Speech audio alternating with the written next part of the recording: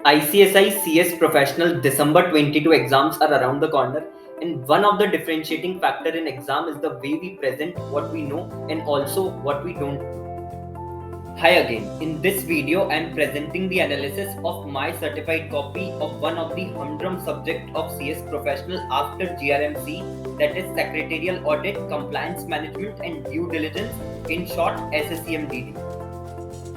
Well, with regard to presentation of an answer, you may have questions like how much to write, how to write, whether in paragraph or points, importance of highlighting the keywords, and how to answer when you don't know the exact answer. So without wasting any time, let's jump into the analysis to find the answers to these questions. So this is my certified copy of Secretarial Audit, Compliance Management and Due Diligence. इसके अंदर भी सारे questions जो है वो मैंने attempt करे थे. Scored a total of 57 marks out of 100. इसमें सबसे पहले जो पार्ट मैंने अटेम्प्ट करा वो था पार्ट सेकंड, जो कि 60 मार्क्स का होता है. इसके अंदर सबसे पहले मैंने क्वेश्चन अटेम्प्ट करा था क्वेश्चन नंबर 5 का जो पार्ट ए है वो. क्वेश्चन नंबर 5 का जो पार्ट ए है इसमें फ्रॉड से रिलेटेड जो प्रोसीजर फॉलो करना होता है ऑडिटर को, फ्रॉड रिपोर्टिंग कैसे करनी होती है, उसके बारे में एक क्वेश्चन था. और इसमें जो फ्रॉड का अमाउंट इन्वॉल्व था वो था 1.10 करोड़. तो इसके बेसिस पे उन्होंने पूछा था कि आप प्रोसीजर जो है वो एक्सप्लेन करो जो अडॉप्ट करेगा auditor for reporting of fraud. इसमें सबसे पहले मैंने मेंशन करा section 143 subsection 12 read with rule 13. तो जो रूल है वो भी मेंशन करा, जो सेक्शन है वो भी मेंशन करा. उसके बाद जो इसमें लिखा हुआ है कि auditor of the company is required to report the fraud committed by officers and employees of the company involving amount of more than ₹1 crore in the following manner. क्योंकि क्वेश्चन में पता है हमको कि 1.10 करोड़ जो है वो मेंशन था, इसीलिए मैंने सीधे यहाँ पर मेंशन करा कि मोर देन 1 करोड़ वाले केस में किस तरीके से ऑडिटर को रिपोर्टिंग करनी होती है. सबसे पहले लिखा auditor shall bring the notice of fraud to the audit committee and if there is no audit committee to the BOD within 2 days of his knowledge about the fraud, then auditor shall wait for 45 days for receipt of observation from audit committee or BOD. If no observation is received within 45 days or where the observation is received, the auditor is required to respect to central government within 15 days of expiry of 45 days or from the date of receipt of observation as the case may be. तो depending on कि observation आता है या नहीं आता, उसके basis पे central government को कितने टाइम में रिपोर्ट करना है वो यहाँ पर मेंशन करा. उसके बाद auditor is required to address the report to secretary MC in a sealed envelope stating the following: nature of fraud, amount involved, parties involved, observation received if any, auditor's comments on such observation.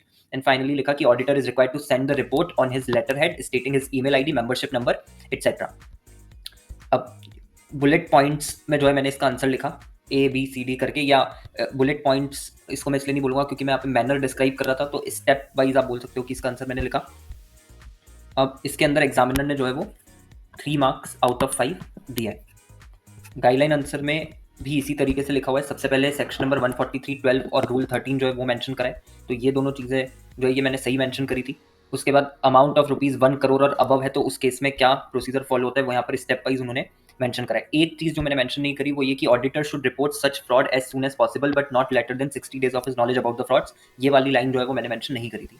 उसके बाद report to board and audit committee, तो auditor को यहाँ पर board of directors और audit committee को inform करना होता है 2 days के अंदर अंदर of his knowledge of the fraud, seeking their reply और ऑब्जर्वेशन विद इन 45 days. तो जो ये 2 days है या 45 days है ये भी करेक्ट मेंशन करा था, गलत मेंशन नहीं करा. Report to central government after reply of board, on receipt of such reply और ऑब्जर्वेशन ऑडिटर को फॉरवर्ड करना है report and the reply and observations of the board and the audit committee along with its comments to the central government within 15 days of receipt of such reply or observation.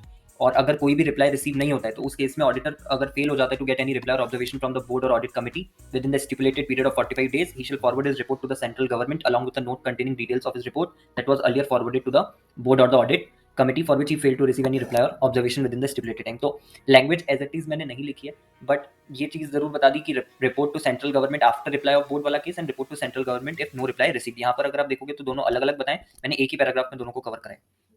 फिर ये other points करके उन्होंने mention करे कि other points क्या क्या और ध्यान में रखने, तो लेटर हेड पे जाना चाहिए वाला पॉइंट मैंने मेंशन करा है. अब उसमें क्या क्या चीज़ें मेंशन करनी होती है, तो उसमें postal address, email address, contact number, ये सब मेंशन करना होता है. मैंने यहाँ पर मेंशन करा report on his letter head stating his email ID, membership number और एटसेट्रा कर दिया. सारी चीज़ें नहीं लिखी कि पोस्टल एड्रेस, कॉन्टैक्ट नंबर. उसके बाद signed by the auditor with his seal, तो साइंड वाला जो पॉइंट है वो मैंने मेंशन नहीं करा, बट सील वाला पॉइंट जो है वो मैंने मेंशन करा कि सील्ड एनवेलप में जाएगा. उसके बाद report shall be in the form of statement as specified in form ADT4, ये भी मैंने मेंशन नहीं करा है. तो एक ये वाला पॉइंट मेंशन नहीं था, ADT4 वाला साइंड वाला पॉइंट मैंने मेंशन नहीं करा है. उसके बाद यहाँ पर दोनों अलग से बताए हैं स्टेप सेकंड और थर्ड. ये मैंने अलग से नहीं, साथ में ही बताया हुआ है। और ये वाला जो पॉइंट है ये भी मेंशन नहीं करा था 60 डेज वाला। इन सबको कंसिडर करते हुए एग्जामिनर ने जो है इसमें 3 मार्क्स दिया है 5 में से। इसके बाद जो मैंने क्वेश्चन करा था वो था 5 का पार्ट सी। 5 का जो पार्ट सी है इसमें एक केस स्टडी दी थी जिसके अंदर ये बोला था कि डीएफ लिमिटेड अपॉइंट करना चाहती है इंटरनल ऑडिटर को for the financial year 22-23। Company एक बोर्ड मीटिंग कंडक्ट करती है 28 अप्रैल 2022 को to appoint the internal auditor, but due to non finalization of audit firm the BOD deferred the matter of appointment of internal auditor for next board meeting. Subsequently, the company has finalized the proposal for a practicing chartered accountants firm for appointment as internal auditor. Now, in view of urgency, the directors of the company want to appoint the internal auditor by passing a resolution by circulation. Examine whether the appointment of internal auditor in this manner is permissible under Companies Act 2013 or not. So basically, एक DF limited company वो internal auditor appoint करना चाहती है, but वो resolution जो पास करना चाहती है अपॉइंटमेंट का वो सर्कुलेशन से करना चाहती है. ऐसा हो सकता है, नहीं हो सकता, वो इसमें पूछा था. बहुत ही छोटा सा आंसर इसका यहाँ पर लिखा हुआ है. सेक्शन 179(3) के जो है उसको लेकर के आंसर लिखा है. मैंने भी इसी तरीके से यहाँ पर आंसर लिखा कि as per section 179 subsection 3 BOD can exercise certain powers only by means of passing the resolution at the BOD meeting. Clause के जो है स्पेसिफिकली सेक्शन 179 सबसेक्शन 3 का प्रोवाइड करता है that appointment of secretarial and internal auditor can be done only by passing a resolution at a duly convene BOD meeting. और इसको inverted comma में show कर दिया बिकॉज ये इंपॉर्टेंट पॉइंट था, या इस पॉइंट को मैं हाईलाइट करके दिखाना चाहता था. एंड फिर उसके बाद में गिवन केस में DF limited wants to appoint CA firm as internal auditor by passing resolution by circulation. तो केस में क्या बोला जा रहा है, वो कंपनी क्या करना चाहती है, वो एक थोड़ा सा मेंशन कर दिया दो तीन लाइन में. और फिर उसके बाद कंक्लूजन लिख दिया कि DF limited can not appoint internal auditor by passing resolution by circulation and must pass resolution at a duly convene BOD meeting. अब ये पूरा मैंने मेंशन करा है और इस पे भी एग्जामिनर ने जो है वो 2 मार्क्स दिए हैं आउट ऑफ 5. यहाँ पर भी आंसर में यही चीज मेंशन है 179(3) के. अच्छा, रूल मैंने जो है वो मेंशन नहीं करा, रूल यहाँ पर लिखा हुआ है बट रूल मैंने मेंशन नहीं करा है. Requires that internal auditor of the company shall be appointed by passing a resolution at a duly convened meeting of the board. Therefore, appointment of internal auditor cannot be made by passing a resolution by circulation. यहाँ पर इन्होंने एक और चीज ये mention करी है कि जो भी रेजोल्यूशन होता है अपॉइंटमेंट ऑफ इंटरनल ऑडिटर वो फाइल करा जाता है आरओसी के साथ with in 30 days of passing of the said resolution. But मुझे ऐसा लगता है कि ये वाला पॉइंट यहाँ पर मेंशन करने की रिक्वायरमेंट नहीं थी. इवन गाइडलाइन आंसर में भी उनको रिक्वायरमेंट नहीं थी, उन्होंने मेंशन कर दिया है. और ऑब्वियसली एग्जामिनर ने इसी बेसिस पे इवेलुएट कराई कि ये वाली चीज़ भी मैंने नहीं लिखी हुई है. तो कंसिडरिंग की रूल नंबर मैंने मेंशन नहीं करा और ये वाली चीज़ मेंशन नहीं करी, एग्जामिनर ने जो इसमें 2 मार्क्स दिए हैं 5 में से. लेकिन ये वाला जो पॉइंट है ये मेरे को लगता है जो 30 डेज में रेजोल्यूशन पास करके आपको जो आपने रेजोल्यूशन पास करा है वो आपको आरओसी को सबमिट करना होता है, ये यहाँ पर रेलेवेंट नहीं है. उसके बाद जो मैंने क्वेश्चन करा वो था क्वेश्चन नंबर 5 का पार्ट बी, जिसमें स्कोप ऑफ सेक्रेटेरियल ऑडिट जो है वो पूछा था. इसमें पूछा था indicate the scope of secretarial audit which should be taken into consideration by a practicing CS to examine and report the compliance of various laws regulations as specified in form MR3 for submission in secretarial audit report. मैंने यहाँ पे इसको लिखा है कि the scope of secretarial audit includes the following. सीधे जो भी एक्ट वगैरह कवर होते हैं तो companies act, SEBI act, SCRA act 1956, depository act 1996, FEMA 1999 and then फिर कुछ सेबी की रेगुलेशंस जो है वो मेंशन कर दी, ICDR, LODR, SST, buyback, PIT regulations, prohibition of insider trading की जो रेगुलेशन है, then delisting of equity share regulations and then फिर इंडस्ट्री स्पेसिफिक लॉज जो कंपनी पे एप्लीकेबल होते हैं डिपेंडिंग ऑन कि किस इंडस्ट्री में वो ऑपरेट कर रही है. Further secretarial audit also includes following with respect to board. ये बोर्ड से रिलेटेड कुछ पॉइंट्स मेरे को याद आ रहे थे उस टाइम पे तो मैंने यहाँ पर मेंशन कर दिए. Composition of BOD, proper conduct of BOD meeting, share held by non executive directors etcetera. इसके बेसिस पे एग्जामिनर ने इसमें 3 मार्क्स दिया आउट ऑफ 5. यहाँ पर भी कुछ इसी तरीके से लिखा हुआ है बट यहाँ पर उन्होंने स्टार्टिंग में मेंशन करा in form MR3 the secretarial auditor needs to examine. अब ये फॉर्म MR3 जो ये मैंने मेंशन नहीं करा, क्वेश्चन में लिखा हुआ था ये, तो वहां से मैं लिख सकता था ये वाला पॉइंट बट मैंने नहीं लिखा फॉर्म MR3. उसके बाद इसमें क्या क्या आता है तो companies act, securities contract regulation act, SCRA जो है, डिपॉजिटरीज एक्ट. अच्छा, यहाँ पर आप देखोगे सेबी एक्ट कहीं पर भी मेंशन नहीं है लेकिन मैंने सेबी एक्ट भी मेंशन करा है तो वो थोड़ा सा कहीं ना कहीं गलत है. उसके बाद फेमा जो है वो यहाँ पर कवर है, देन रेगुलेशंस भी कवर है. रेगुलेशन में यहाँ पर कई सारे पॉइंट्स हैं, अराउंड 9 पॉइंट्स जो है वो रेगुलेशंस के अंदर लिखे हैं बट मैंने सिर्फ कितने पॉइंट्स लिखे हैं यहाँ पर, मैंने 6 ही लिखे थे. ICDR, sorry, SST, then prohibition of insider trading, ICDR, delisting, buyback and LODR. बाकी जो ये वाले पॉइंट्स हैं ये सब मैंने नहीं लिखे.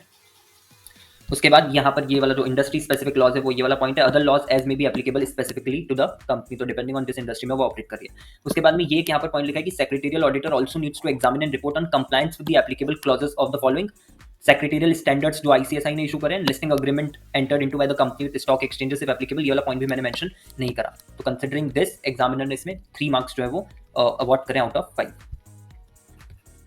इसके बाद जो क्वेश्चन मैंने सॉल्व करा वो है क्वेश्चन नंबर 4 का पार्ट डी. क्वेश्चन नंबर 4 का जो पार्ट डी है उसमें एथिक्स और वैल्यूज के बीच में डिफरेंस जो है वो पूछा था।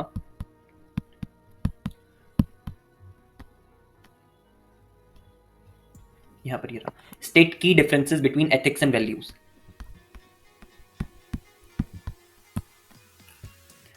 इसके अंदर मैंने सबसे पहले लिखा एथिक्स आर कंसिस्टेंट। अब मैंने टेबल ड्रॉ करके जो लिखते हैं उस तरीके से नहीं लिखा है, पॉइंट्स में मेंशन करा कि ethics are consistent and values differ from person to person. Ethics are moral principles, values are stimuli of our thinking. Ethics tell what is right or wrong in a particular situation, values tell what we want to do or achieve in our life. Ethics compels to do an act, value motivates to do an act. Ethics are guidelines of ethical principles and values are ideals. इस तरीके से मैंने 5 points जो इसके अंदर लिखे हैं, examiner ने इसके अंदर 2 मार्क्स दिए हैं। यहाँ पे जो क्वेश्चन पूछा गया था वो 3 मार्क्स का था, जो क्वेश्चन यहाँ पे पूछा था ये 3 मार्क्स ईच का था, इसमें एग्जामिनर ने 2 मार्क्स जो है वो अलॉट करें। अब जैसे फर्स्ट वाला पॉइंट ये ethics are consistent where is values are different for different person. Then second मैंने मेंशन करा था ethics is a system of moral principle. यहाँ पे लिखा, मैंने सिस्टम वर्ड मेंशन नहीं करा, मैंने लिखा मॉरल प्रिंसिपल्स होते हैं in contrast to values which is the stimuli of our thinking. Then third, values tell us what we want to do और achieve in our life whereas ethics help us in deciding what is morally correct और incorrect. Fourth, values strongly influence the emotional state of mind therefore it acts as a motivator. तो ये जो emotional state of mind वाला point है ये mention नहीं करा, सीधे लिख दिया कि वैल्यूज जो है वो मोटिवेट करती है और एथिक्स जो है वो कंपेल करता है to follow particular course of action. And last fifth वाला point, ethics refers to guidelines for conduct that address question about morality. मैंने इस तरीके से इसको नहीं लिखा, मैंने जो पॉइंट लिखा वो ये कि गाइडलाइंस ऑफ एथिकल प्रिंसिपल्स। और फिर उसके बाद value is defined as the principles and ideals. तो मैंने सिर्फ यहाँ पर मेंशन करा वैल्यूज आर आइडियल्स। तो कंसिडरिंग दिस एग्जामिनर ने इसमें 2 मार्क्स दिया आउट ऑफ 3 और इसमें 6 पॉइंट्स दिए हुए हैं, मैंने सिर्फ 5 ही मेंशन करे, तो ये वाला पॉइंट जो है वो मैंने मेंशन नहीं करा है। उसके बाद में क्वेश्चन नंबर 4 का जो सी है वो मैंने अटेम्प्ट करा था, जिसमें ऑडिट प्लान और ऑडिट प्रोग्राम के बीच में जो है डिफरेंस पूछा था। इसमें मैंने ऐसे ही लिखा जैसे एथिक्स और वैल्यूज का डिफरेंस जो है मैंने लिखा था, वैसे यहाँ पर भी मैंने लिखा audit plan contains the audit strategies to be followed while performing the audit. Audit program contains what is to be done, who is to done it and how it is to be done. यहाँ पर भी ऐसे लिखा है audit plan lays down the audit strategies to be followed for conducting an audit. अब यहाँ पर इन्होंने सच एज करके एग्जाम्पल की तरह मेंशन भी करा हुआ है कि क्या क्या उसमें होता है, बट ये वाली चीज मैंने मेंशन नहीं करी है। Audit program is an outline of how audit is to be done, who is to do what work and within what time. तो ये चीज मैंने मेंशन करी थी। अब यहाँ पर अगर आप देखोगे तो इन्होंने टेबल फॉर्मेट जो है वो फॉलो करा है और इसी तरीके से वो मॉड्यूल में भी दिया हुआ है, बट मैंने टेबल फॉर्मेट जो है वो फॉलो नहीं करा। उसके बाद में मेंशन करा audit plan includes the following. Audit plan में क्या क्या चीजें इंक्लूड होती है, identifying accounting control system and internal control policies, determining the extent of reliance to be placed on the internal control and determining the nature, extent and timing of audit procedures. और audit programme includes the following, evaluation process, scrutiny of documents, verification of records and establishing accuracy. यहाँ पर ये वाला point cover है, audit plan should be made to cover the following among other things, accounting systems, policies and internal control procedures, establishing the expected degree of reliance to be placed on the internal control, determining the nature, timing and extent of audit procedures। ये वाला point जो ये मैंने mention नहीं करा, coordinating the work to be done। then audit program में क्या क्या चीजें आती हैं, evaluation process, ascertaining accuracy, verification of document and scrutiny of supporting document। ये जो लास्ट के 2 पॉइंट है ये भी मैंने मेंशन नहीं करे। इसमें मैंने एक एडिशनल पॉइंट मेंशन करा खुद से जो यहाँ पर नहीं दिया हुआ, audit plan aims for proper conduct of audit on timely basis. Audit program's main purpose is to ensure that all the material areas are covered and detail procedure have been drawn for proper execution of audit. क्योंकि 3 marks का था, 3 differences के point जो है मैं चाहता था कि मैं लिखूं, तो ये जो लास्ट वाला पॉइंट है ये मैंने फिर डेफिनेशन जो ऑडिट प्लान और ऑडिट प्रोग्राम की होती है उसमें से इसको मैंने लिखा, जो कि यहाँ पर अगर आप देखोगे तो नहीं दिया हुआ है। तो ये वाला पॉइंट मैंने मेंशन नहीं करा, ये चीज़ें मेंशन नहीं करी, ये दोनों पॉइंट मेंशन नहीं करे। सभी चीज़ों को कंसिडर करते हुए एग्जामिनर ने जो इसमें भी 2 मार्क्स दिए हैं आउट ऑफ 3। इसके बाद 4 का जो बी है वो मैंने अटेम्प्ट करा था। 4 का जो बी वाला है उसके अंदर इन्होंने पूछा था कि peer reviewer is expected to examine the office systems and procedures with regard to compliance of attestation services provided by practice unit. इस पे कमेंट करना था। यहाँ पर इसको मैंने लिखा इस तरीके से कि with respect to office systems and procedures peer reviewer is required to consider the following, whether PU has proper document management system for filing, storing and retrieval of documents, whether the responsibilities of the trainees and employees of PU commensurate with their knowledge, skills and capabilities। पहले ये दोनों points mention करें। Starting में ये जितना भी paragraph mention करा गया ये सब मैंने नहीं लिखा, सीधा मैंने लिखा कि क्या क्या एस्पेक्ट्स इसमें कवर होते हैं। तो सबसे पहला वाला जो एस्पेक्ट है जिस पे फर्स्ट यहाँ पर लिखा हुआ है, whether the practice unit has a document management system which should ideally include filing system, record storage and retrieval. उसके बाद whether allocation of attestation assignments among the trainees are commensurate with the capability of the staff. उसके बाद जो third वाला point है वो मैंने mention करा, whether the work done has been carried out properly। जो यहाँ पर थर्ड आगे लिखा हुआ है, यहाँ पर साथ में ही लिखा हुआ है, whether the assignments are properly carried out, and then फिर उसके बाद जो फोर्थ वाला पॉइंट है, attestation services are verified by the proprietor or partner of the practice unit or a qualified assistant in the office of the practice unit before authentication, whether the sole proprietor या partner of PU examines and reviews the work before authentication। तो ये चारों चीजें जो ये mention करी और ये आंसर जो है यहाँ पर एंड कर दिया, इसमें और कोई एडिशन नहीं करा। इसके बेसिस पे एग्जामिनर ने जो है वो 2 मार्क्स दिए आउट ऑफ 3। यहाँ पर अगर आप देखोगे तो और भी चीजें मेंशन करी है कि अटेस्टेशन सर्विसेज को लेकर के, एग्जीक्यूशन ऑफ अटेस्टेशन सर्विसेज को लेकर के पीयर रिव्यू क्या क्या चीजें एग्जामिन कर सकता है। बट अगेन ये वाला पॉइंट यहाँ पर लिखना रेलेवेंट नहीं था, इसलिए एग्जामिनर ने भी इसको इतना इंपॉर्टेंस नहीं दिया कि ये वाला पॉइंट नहीं लिखा हुआ है तो मार्क्स कट कर लें। जो 1 मार्क्स कट करा गया वो आई थिंक ये जो पैराग्राफ है ये मैंने यहाँ पर नहीं लिखा, इस कारण से करा गया। इट मे बी पॉसिबल कि वो इसके कारण करा गया हो, बट ये वाला पॉइंट इतना रेलेवेंट नहीं है इस पर्टिकुलर आंसर के लिए। उसके बाद मैंने क्वेश्चन नंबर 4 का जो ए है वो अटेम्प्ट करा। क्वेश्चन नंबर 4 के ए में इंटीग्रिटी और कन्फ्लिक्ट ऑफ इंटरेस्ट जो है उसको एक्सप्लेन करना था। Explain the concept of integrity and conflict of interest. Integrity में सबसे पहले मैंने इसमें मेंशन करा कि the professional is expected to act with honesty, the professional must not accept undue gifts or hospitalities, the professional must be aware of his responsibilities and the professional must not do anything which will bring discredit to the institute. इसमें आप देखोगे बहुत सारी चीजें mention है। Example में integrity is the quality of being honest, ये starting में मेंशन करा बट इस तरीके से नहीं करा, इस तरीके से करा कि professional is expected to act with honesty. फिर जो आगे का जितना भी पोर्शन है वो सब कुछ नहीं लिखा है। एग्जाम्पल जो है उसमें से मैंने कुछ चीजें मेंशन करी है, जैसे displaying a proper understanding and appreciation of roles and responsibilities. Language अलग है, लैंग्वेज जो मैंने लिखी वो ये कि उसको अवेयर रहना चाहिए, professional must be aware of his responsibilities. उसके बाद नॉट एक्सेप्टिंग और ऑफरिंग इम्प्रॉपर गिफ्ट्स, हॉस्पिटलिटी और अदर इंड्यूसमेंट, ये वाला पॉइंट जो है वो मेंशन करा। ये जितने भी पॉइंट्स हैं ये सारे नहीं लिखे। और फिर लास्ट वाला पॉइंट मेंशन करा कि अवॉइड ब्रिंगिंग दी प्रोफेशन इनटू डिसरेप्यूट। यहाँ पर डिसरेप्यूट लिखा, मैंने वहाँ पर डिसक्रेडिट लिखा, तो लैंग्वेज अलग है लेकिन पॉइंट यही वाला है। सिर्फ ये 3 पॉइंट्स जो है वो मेंशन करे। फिर कन्फ्लिक्ट ऑफ इंटरेस्ट के बारे में मेंशन करा। कन्फ्लिक्ट ऑफ इंटरेस्ट के बारे में मेंशन करा कि professional must avoid any situation which involves conflict of interest with that of his clients interest. The professional should not accept any third party assignment if such assignment would cause conflict of interest with that of his client interest. The professional should not accept commission or fees over and above fair remuneration. ये वाला point जो है मैंने खुद से मन से mention करा है, यहाँ पर नहीं दिया हुआ ये वाला पॉइंट गाइडलाइन आंसर में। फिर उसके बाद professional must disclose any situation of conflict of interest to the client as soon as he becomes aware of it. ये वाला पॉइंट यहाँ दिया है। सबसे पहले स्टार्टिंग में ये जितना भी लिखा हुआ है ये सब नहीं लिखा, यहाँ से लिखा है the professional must avoid situation involving actual potential conflict of interest. Any situation that involves or may involve a conflict of interest must be promptly disclose, जो लास्ट वाला पॉइंट अभी देखा। And no transaction which involves an actual or potential conflict of interest should be undertaken by professional. ऐसा कोई भी transaction जो है वो अंडरटेक नहीं करना चाहिए। इतने पॉइंट्स मैंने मेंशन करी। ये इन्होंने अल्टरनेटिव करके दिया हुआ है, तो कन्फ्लिक्ट ऑफ इंटरेस्ट के बारे में इन्होंने भी सिर्फ इतना सा ही मेंशन करा है, बट इसमें ये वाला जो स्टार्टिंग वाली लाइन है मैंने मेंशन नहीं करी है। बाकी के सारे पॉइंट्स जो है मैंने कवर इसके अंदर करें। और ये वाला पॉइंट जो है मैंने मन से लिखा था, professional should not accept commission or fees over and above fair remuneration. इसके बेसिस पर एग्जामिनर ने जो है वो 2 मार्क्स दिया है 3 में से। उसके बाद जो 4 का ई वाला है वो मैंने यहाँ पे अटेम्प्ट करा था। 4 का जो ई वाला है उसमें पूछा था कि explain reporting of specific event under secretarial audit report. अब इसका आंसर जो है वो मेरे को एग्जैक्ट नहीं आता था, तो इसको मैंने लास्ट में अटेम्प्ट करा था। Following specific events are reported in secretarial audit report: material RPT, significant borrowings, loans और गारंटी और security provided by company, share holding disposal by promoters and resignation by independent directors. इसमें examiner ने 1 marks जो है वो दिया है 3 में से। रीजन बीइंग ये बिल्कुल भी मैच नहीं होता जो यहाँ पर गाइडलाइन आंसर दिया है उससे। यहाँ पर गाइडलाइन आंसर अगर आप देखोगे तो ये गाइडलाइन आंसर पूरा इन्होंने मेंशन करा है, जिसमें पॉइंट्स दिए कि events, actions altering charter documents of company, change in the capital structure of company, change in affairs management of company, change in licensing permission of business operation of the company, or capacity expansion utilization of the company, sale disposing substantial assets of the company, entering into joint venture agreement. कोई भी point जो है वो match नहीं करता है। Specific events, क्योंकि यहाँ पर ये जनरल इवेंट्स की बात नहीं कर रहे थे, क्वेश्चन में ही उन्होंने मेंशन करा था कि आपको सिर्फ स्पेसिफिक इवेंट्स बताने, और स्पेसिफिक इवेंट्स में सिर्फ यही वाले कवर है, बट इससे मैच नहीं कर रहा था, इसलिए एग्जामिनर ने जो है वो 1 मार्क्स इसमें दिया है 3 में से। इसके बाद जो मैंने क्वेश्चन अटेम्प्ट करा वो था क्वेश्चन नंबर 6 कैपिटल ए का जो फर्स्ट वाला पार्ट है वो इसमें पूछा था एम्फेसिस ऑफ मैटर, जो उसको एक्सप्लेन करना था। Elucidate the term emphasis of matter giving suitable examples. इसमें मैंने लिखा emphasis of matter is included by the auditor in his report by way of a separate paragraph to draw readers attention towards some matters which auditor feels would be of fundamental nature to the reader and must have readers attention to take informed decision. Then EOM में include the following, जो example उन्होंने बोले थे लिखने के लिए वो ये एग्जाम्पल्स हैं: uncertainty with respect to future outcome of pending litigations, any major catastrophe that has or had any material financial impact, early adoption of accounting policies or standards, and potential legal liabilities that may arise in the future, that is contingent liabilities.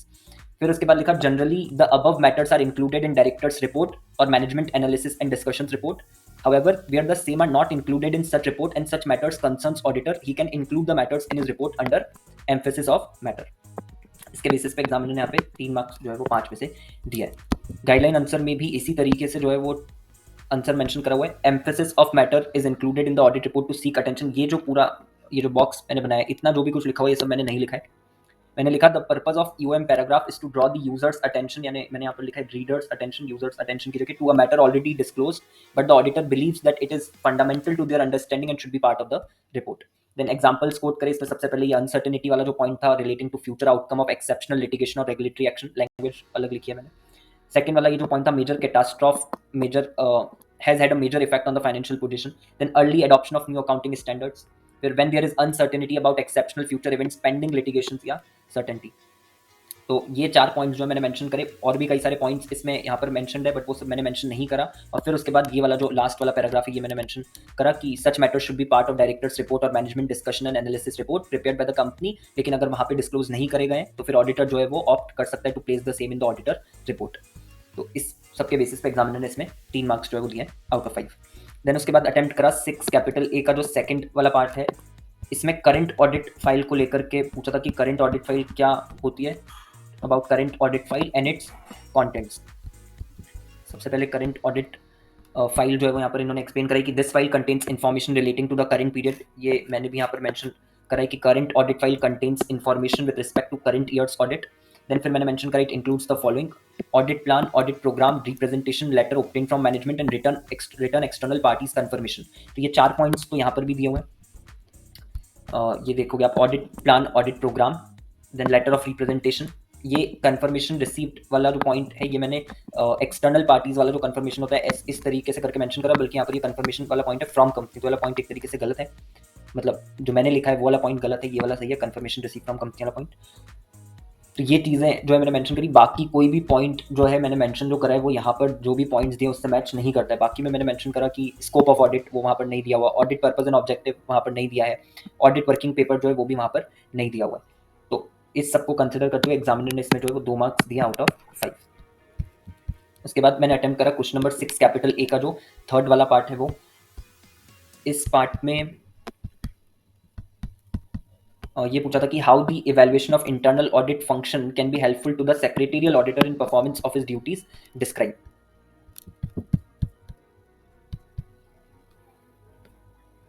इसमें मैंने mention करा सबसे पहले कि evaluation of internal audit function will help the secretarial auditor to decide the degree of reliance to be placed on the internal control system of the auditing entity. यहाँ पर भी starting paragraph में ये चीज़ mention है, सारी लाइनें mention नहीं करी, ये मेंशन यहाँ पर करा हुआ है कि the internal audit function greatly assist the secretarial auditor in determining the extent to which he can place reliance upon the work of internal auditor. इतना बस मैंने मेंशन करा और फिर उसके बाद में जो इंपॉर्टेंट एस्पेक्ट्स कंसिडर करने होते हैं ये सब मेंशन कर दिए। यहाँ पर 10 पॉइंट्स जो है वो मेंशन है, मैंने एक आंसर में 9 पॉइंट्स जो है वो मेंशन करें। Under this secretarial auditor examines the following: organisational status. अब ऑब्वियसली जो लैंग्वेज मैंने लिखी है अंदर वो अलग है, जैसे यहाँ लिखा है whether internal audit was perform by an internal party or independent external party. यहाँ पर लिखा है internal audit is undertaken by an outside agency or by an internal audit department within the entity itself. तो हर एक point की language जो है वो अलग है, लेकिन कहीं ना कहीं जो यहाँ पर लिखा हुआ है उससे वो मैच कर रही है। जो पॉइंट कहना चाह रहा है वो पॉइंट, लैंग्वेज बस अलग है, पॉइंट वही है। उसके बाद scope of audit function, scope of, यहाँ पर ऑडिट फंक्शन नहीं लिखा, मैंने सिर्फ लिखा स्कोप ऑफ फंक्शन, तो यहाँ पर ये हेडिंग लिखने में एक मिस्टेक हुई है। फिर उसके बाद इसमें लिखा whether the scope of internal audit was wide enough to cover all the material aspects or was subject to substantial limitations. तो external auditor should ascertain the nature and depth of coverage of the assignment which the internal auditor discharges for management, ascertain to what extent the management considers and where appropriate acts upon internal audit recommendations. उसके बाद मैंने mention करा technical competence वाला point, weather the internal auditor was competent and well equipped. यहाँ पर external auditor should ascertain that internal audit work is perform by person having adequate technical training and proficiency. फिर उसके बाद due professional care, whether the internal auditor performed his duties diligently. The external auditor should ascertain whether internal audit work appears to be properly planned, supervised, reviewed and documented. Then monitoring of internal control वाला जो point है वो मैंने mention नहीं करा। उसके बाद examination of financial and operating information, examination of financial and operating information, internal auditor may be assign the work to review financial and operational information to establish its reliability and accuracy. The internal audit function may be assigned to review the means to identify, measure, classify and report financial operating information to make a specific inquiry into individual items। तो यहाँ पर जो भी कुछ लिखा है उससे जो मैंने लिखा है वो मैच नहीं करता है। Then review of operating activities, internal auditor may undertake review of operating activities and processes। इसको बस वो पॉइंट को थोड़ा सा elaborate कर दिया। यहाँ पर लिखा हुआ है इंटरनल ऑडिट फंक्शन में be assign to review the economy efficiency effectiveness of operating activities including non financial activities of an entity. उसके बाद review of compliance with laws and regulations, यहाँ पर मैंने मेंशन करा review of compliance with applicable laws, तो ये heading भी match नहीं होती है। Whether internal auditor review the compliance with all the applicable laws and policies. Then governance जो है वो मैंने मेंशन करा, गवर्नेंस वाला जो पॉइंट है, द इंटरनल ऑडिट फंक्शन में assess the governance process in its accomplishment of objective on ethics and values. इस तरीके से इन्होंने यहाँ पर मेंशन करा हुआ है। मैंने सिर्फ इतना मेंशन करा कि internal auditor may undertake the review of governance processes in the company. And then फिर रिस्क मैनेजमेंट वाला पॉइंट मेंशन करा कि internal auditor evaluates the risk management system of the auditee entity. यहाँ पर ये जो रिस्क मैनेजमेंट वाला point है, तो लैंग्वेज इसमें पूरी मैंने जो लिखी है वो अलग है, जो यहाँ पर लिखी है वो अलग है। और एक जो पॉइंट है वो मैंने नहीं लिखा, मॉनिटरिंग ऑफ इंटरनल कंट्रोल वाला। इसके बेसिस पे एग्जामिनर ने जो है वो 4 मार्क्स इसके अंदर दिया है 5 में से। उसके बाद जो मैंने अटेम्प्ट करा वो था क्वेश्चन नंबर 3 का पार्ट बी। क्वेश्चन नंबर 3 का जो पार्ट बी है वो भी ऑडिट कमिटी से रिलेटेड क्वेश्चन जो है उन्होंने पूछा था, कंपोजिशन वगैरह इसमें बताना था। ये वाला क्वेश्चन है, Beta limited where you are the company secretary has got listed in BSE and NSE recently, the company has not constituted an audit committee of the board yet, advise the company about the requirement and constitution of audit committee as per Companies Act 2013। तो जो audit committee से related section है वो बस इसके अंदर explain करना था। यहाँ पर देखो 177 जो है उन्होंने मेंशन करा, रूल 6 यहाँ पर मेंशन करा, रूल 4 इन्होंने यहाँ पर मेंशन नहीं करा, बल्कि रूल 4 भी यहाँ पर मेंशन करना चाहिए था, बट रूल 4 यहाँ पर मेंशन नहीं करा है गाइडलाइन आंसर में। उसके बाद में इन्होंने ये मेंशन कर दिया कि कौन कौन सी कंपनीज को करना होता है, बट मैंने आंसर में ये तीनों कंपनीज मेंशन नहीं करी है, क्योंकि यहाँ पर लिखा था आपको एडवाइस करना है उस कंपनी को जिसकी बात क्वेश्चन में हो रही है कि उसको ऑडिट कमेटी बनानी या नहीं बनानी, तो वो तो एक लिस्टेड कंपनी है अब, इसलिए मैंने सिर्फ रेलेवेंट पोर्शन मेंशन करा कि as per section 177 read with rule 6 of relevant companies rules and rule 4 of companies appointment and qualification of directors rules 2014, every listed company is required to constitute an audit committee comprising minimum 3 directors, majority of the directors shall be independent directors and majority including chairperson should have ability to understand basic financial statements। ये जो तीनों points है ये इन्होंने यहाँ पर लिखे हुए हैं कंपोजिशन में। Audit committee shall be constituted with a minimum number of 3 directors with independent directors forming a majority. The majority of members of audit committee including chairperson shall be person with ability to read and understand the financial statement। अब यहाँ पर क्योंकि मेरे को ऐसा लगा था कि मेरे को भी सारी कंपनीज मेंशन करनी चाहिए, तो मैंने यहाँ पर एक नोट डाल दिया था कि only the relevant extract of section 177 has been mentioned, besides listed company there are other companies also which are required to constitute audit committee based on paid up capital and turnover limit and loans and borrowings. लेकिन note क्योंकि मैंने डाल दिया था, इसको फिर भी examiner ने कंसिडर नहीं करा है और इसमें सिर्फ 2 ही मार्क्स दिए हैं 5 में से।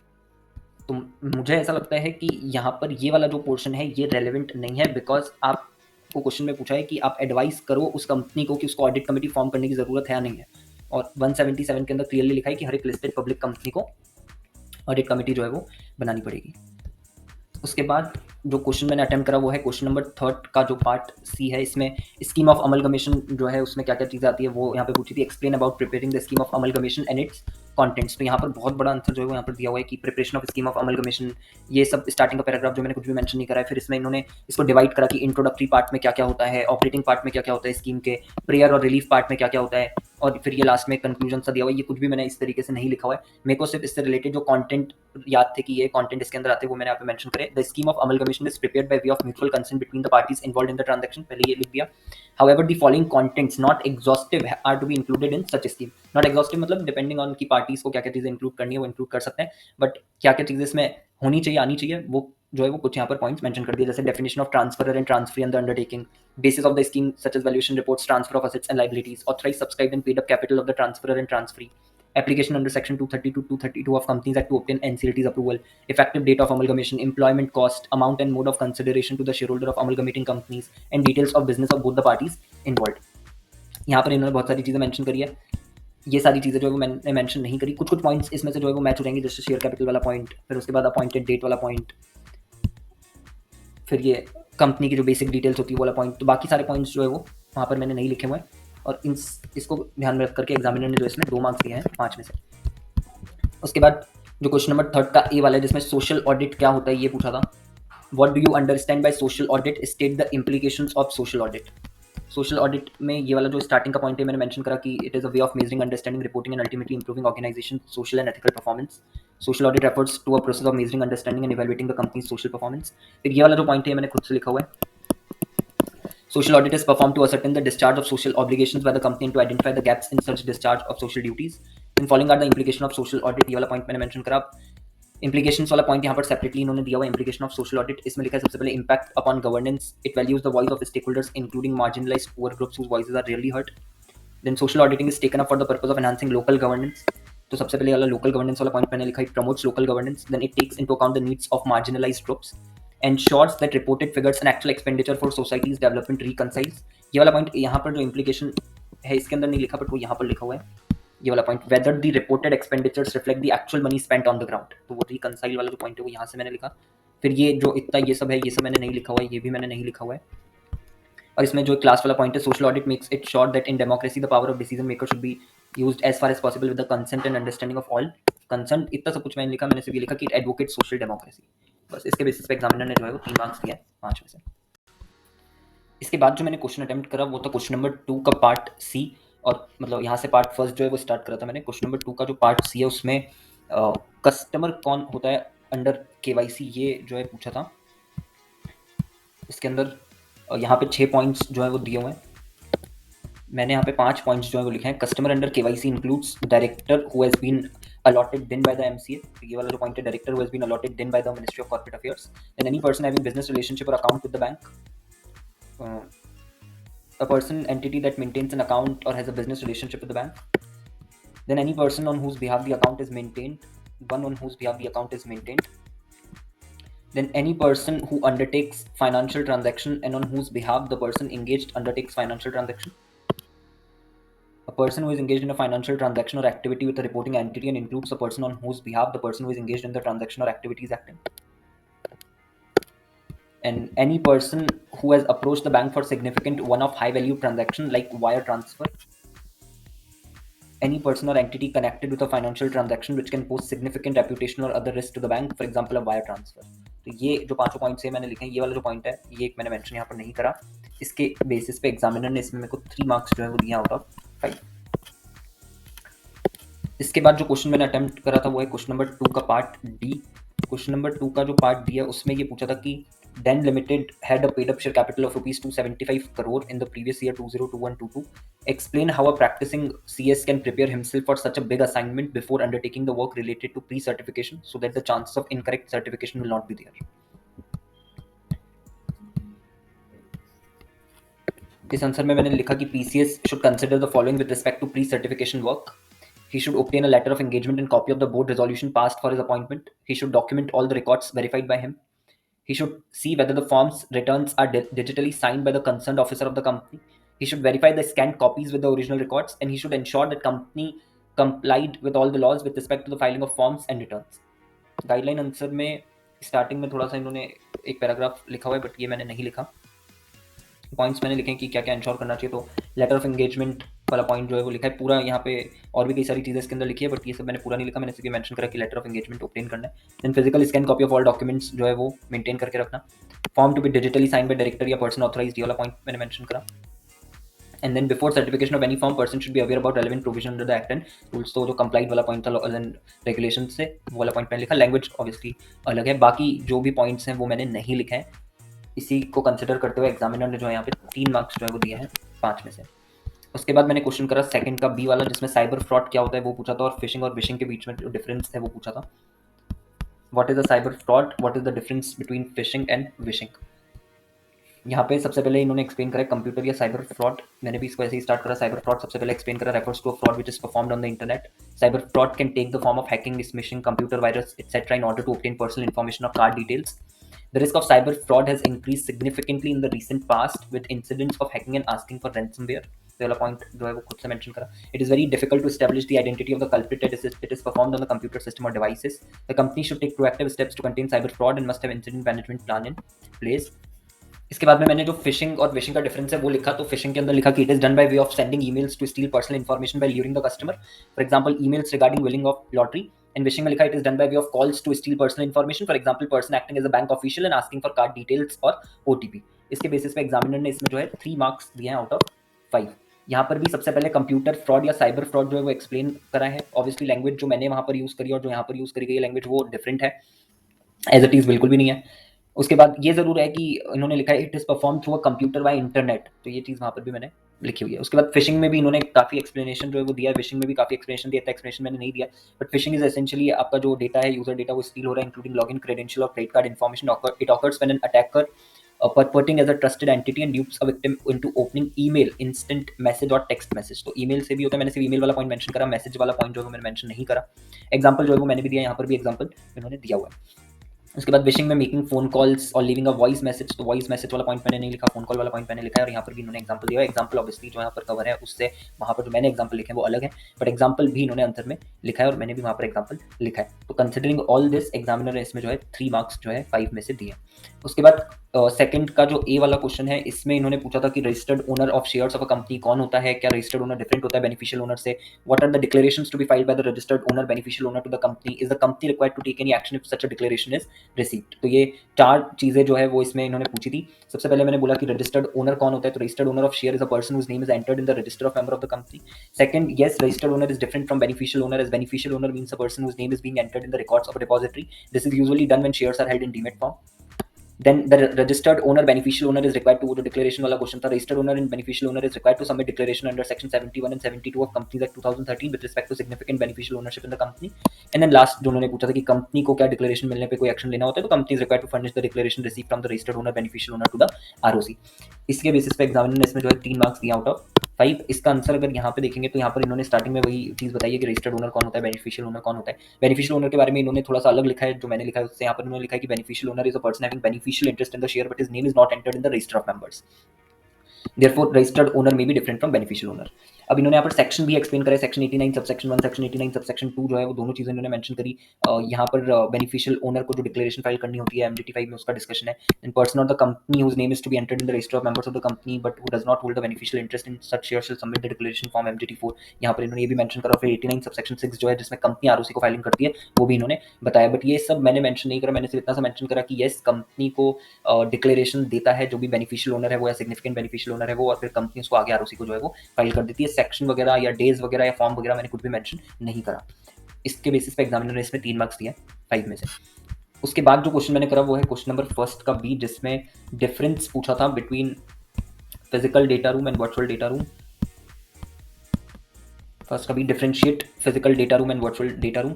इसमें मैंने जो है इसमें कई सारे पॉइंट्स इन्होंने लिखे हैं. इसमें इन्होंने 11 पॉइंट्स जो है वो डिफरेंस में लिखे हैं, बट मैंने 11 पॉइंट्स नहीं लिखे, मैंने सिर्फ 5 ही पॉइंट्स लिखे. और एक पॉइंट उसमें भी मैंने मन से लिखा था. बाकी 4 पॉइंट्स जो है वो ये वाले हैं: form of document, security of documents, convenience and accessibility to data room. Security में मैंने लिखा physical data room is not या less secure, virtual data room is more secure as locking can be done by way of encryption and passwords. यहाँ पर भी ऐसे ही लिखा है कि security of lies with the integrity of person who is in charge of the data room. तो physical data room में इन्होंने इस तरीके से मेंशन करा है, और वर्चुअल डेटा रूम में मेंशन करा है कि more secure through specific login ID and password.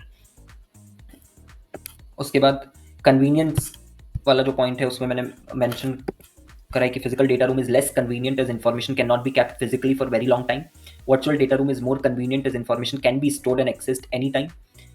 यहाँ पर इन्होंने लिखा searching the documents is time consuming and more convenient as it enables multiple bidders to review documents at the same time with search facility also. तो यहाँ पर जो मैंने points लिखे और जो यहाँ पर पॉइंट्स है वो दोनों अलग अलग हैं. ये वाला पॉइंट भी जो मैंने वहाँ पर लिखा है सिक्योरिटी में उससे अलग है. उसके बाद फॉर्म ऑफ डॉक्यूमेंट्स में physical data room contains paper files and records, तो files, boxes, other tangible thing. And virtual data room contains e records, digital records. यहाँ पर भी लिखा है electronic digital soft copies of documents including video audio documents. Then accessibility वाला जो point है वो यहाँ पर है. Physical data room has limited accessibility as it can not be accessed by anyone eight any time at any place. Virtual data room can be accessed from anywhere at any time. So timing to access data may be restricted, data may be accessed nearly any time. तो ये चीज़ भी match होती है. बाकी जो एक point मैंने खुद से लिखा वो ये वाला है, ease of changes. Physical data room is less easy in terms of making changes as voluminous data is involved. Virtual data room is comparatively more feasible in terms of making changes. ये वाला point खुद से लिखा, ये वाला point guideline answer में नहीं दिया हुआ है. इसके बेसिस पे एग्जामिनर ने जो है वो 4 मार्क्स दिए हैं 5 में से.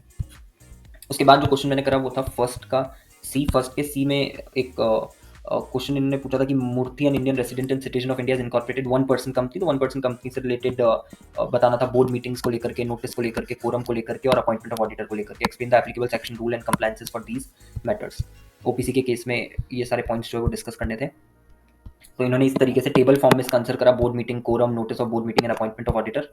मैंने भी इसका आंसर जो है वो इस तरीके से करा. टेबल नहीं बनाई बट हेडिंग से स्पेसिफिकली डाल दी कि बोर्ड मीटिंग से रिलेटेड में OPC is required to conduct at least 1 board meeting in each half of the calendar year and the gap between 2 meetings must not be less than 90 days. यहाँ पर section वगैरह भी mention करे इन्होंने, but मैंने section mention नहीं करे. Every 1 person company shall hold at least 1 meeting and जो गैप है वो वाला पॉइंट इन्होंने भी यहाँ पर लिखा हुआ है. फिर उसके बाद नोटिस में notice is to be given to all the directors as provided under the act, however OPC having only one director need not to follow the procedure of giving notice. यहाँ पर थोड़ा सा ग्रामेटिकल एरर है। Notice में यहाँ पर इन्होंने लिखा है कि मीटिंग ऑफ द बोर्ड शिल be called by giving not less than 7 days notice, तो इसको मैंने रिपीट करने की वजह सीधा लिख दिया कि आपको नोटिस देना है वैसे ही जैसा कि एक्ट में दिया हुआ है। और रजिस्टर्ड एड्रेस पे देंगे, and such notice shall be send by hand delivery or by post, however meeting of the board may be called at short notice to transact urgent business. तो ये वाला जो पॉइंट है वो वहाँ पर नहीं लिखा हुआ गाइडलाइन आंसर में। अच्छा, कोरम वाले केस में लिखा है कि शैल बी 2 members और 1/3 of total strength whichever is higher. Quorum में यहाँ पर यही लिखा है relating to quorum shall not apply to one person company in which there is only one director on its board of director. तो जहाँ पर एक ही डायरेक्टर होता है उस केस में एप्लीकेबल नहीं है, बट अगर एक से ज़्यादा डायरेक्टर है तो फिर एप्लीकेबल हो जाता है। तो उस सेंस में ये जो यहाँ पर लिखा है ये करेक्ट है। और यहाँ पर फिर मैंने स्पेसिफिकली लिख भी दिया कि the same is not applicable when there is only one director. Then auditor appointment में OPC is required to get its accounts audited. However, OPC is not required to rotate its auditors in terms of section 139 subsection 2 of the act. इन्होंने यहाँ पर लिखा है कि auditor shall be appointed for 5 years. The company shall inform the auditor concerned of his or its appointment and also file a notice of such appointment with the registrar within 15 days of the meeting in which auditor is appointed in E-Form ADT 1. ये सारी चीज़ें मैंने mention नहीं करी है। सारी चीज़ें consider करके एग्जामिनर ने जो इसमें 3 मार्क्स दिया है आउट ऑफ 5। उसके बाद क्वेश्चन नंबर फर्स्ट का जो ए है वो मैंने करा। क्वेश्चन नंबर फर्स्ट के ए में इन्होंने पूछा था you are the company secretary of the newly formed company star infrastructure limited, your chairman has asked you to prepare a compliance chart, what are the various points you would mention in the compliance chart. तो compliance chart में क्या क्या चीजें आएंगी, थोड़ा पहले compliance chart इन्होंने explain करा, बट ये मैंने नहीं करा वहाँ पर एक्सप्लेन। कंप्लायंस चार्ट में क्या क्या आएगा, इसमें कई सारे पॉइंट्स इन्होंने लिखे हैं, इसमें 7 पॉइंट्स यहाँ पर लिखे हैं, बट इन 7 में से सिर्फ 2 पॉइंट्स हैं जो मैंने वहाँ पर जितने भी पॉइंट्स मैंने लिखे हैं उसमें 2 पॉइंट्स ऐसे जो मैच करते हैं, बाकी सारे पॉइंट्स जो है वो अलग है। So all the applicable laws regulations rules of state local national and international level, यहाँ पर भी ये जो चीज़ लिखी है। एंड उसके बाद ये वाला जो पॉइंट है the business process or people to which compliance obligations are linked or on which they have an impact the persons to whom the responsibility of compliance have been assigned. तो language अलग है but point वही है। उसके बाद ये जो भी पॉइंट्स में लिखे हैं कि process required to be perform for ensuring compliance या details of compliance dashboard, details of compliance audit and training, ये सारे पॉइंट्स जो है वो अलग है। इसके बेसिस पे एग्जामिनर ने इसमें 2 मार्क्स जो है वो दिया आउट ऑफ 5। उसके बाद क्वेश्चन नंबर फर्स्ट का जो डी है, जो लास्ट मैंने अटेम्प्ट करा था क्वेश्चन की, एक स्टैंडर्ड ऑपरेटिंग प्रोसीजर जो है वो बनाना था for protecting the confidential information, suggest the matters for inclusion in this SOP. कि एसओपी के अंदर क्या क्या चीज़ें आएंगी। इसमें इन्होंने ये स्टार्टिंग में थोड़ा सा पैराग्राफ लिखा हुआ है बट ये मैंने मेंशन नहीं करा है। सीधे क्या क्या चीज़ें आएंगी वो मैंने मेंशन करा। तो यहाँ पे सबसे पहले लिखा कि personnel shall not disclose the confidential information without any express authority from the concern person, ये पॉइंट मैंने मन से लिखा। उसके बाद confidential information shall not be left on the desk and personnel shall clear the desk before going home, ये यही वाला पॉइंट है। Employees should clear their desk of any confidential information before going home at the end of the day. Then personnel shall not leave the confidential information open on the computer system, should refrain from leaving confidential information visible on their computer monitors.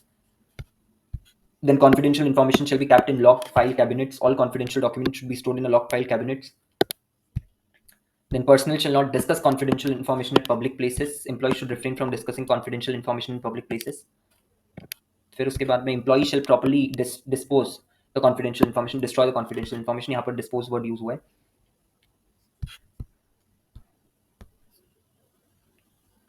All confidential information should be dispose off properly shredding के through.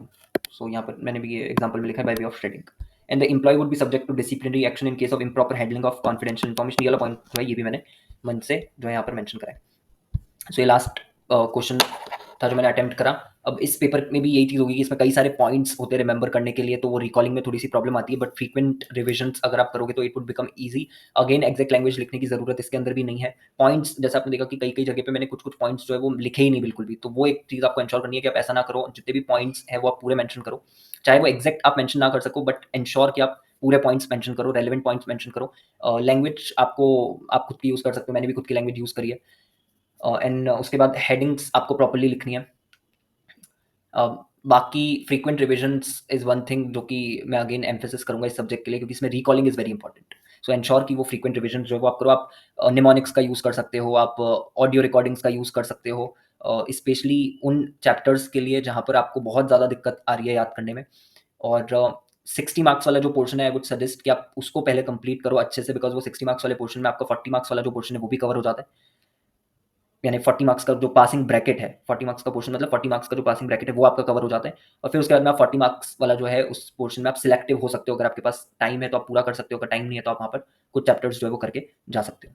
So this was the complete analysis of my certified copy of SSCM DD. I hope you have got answers to various questions when it comes to presentation of answers in this particular paper.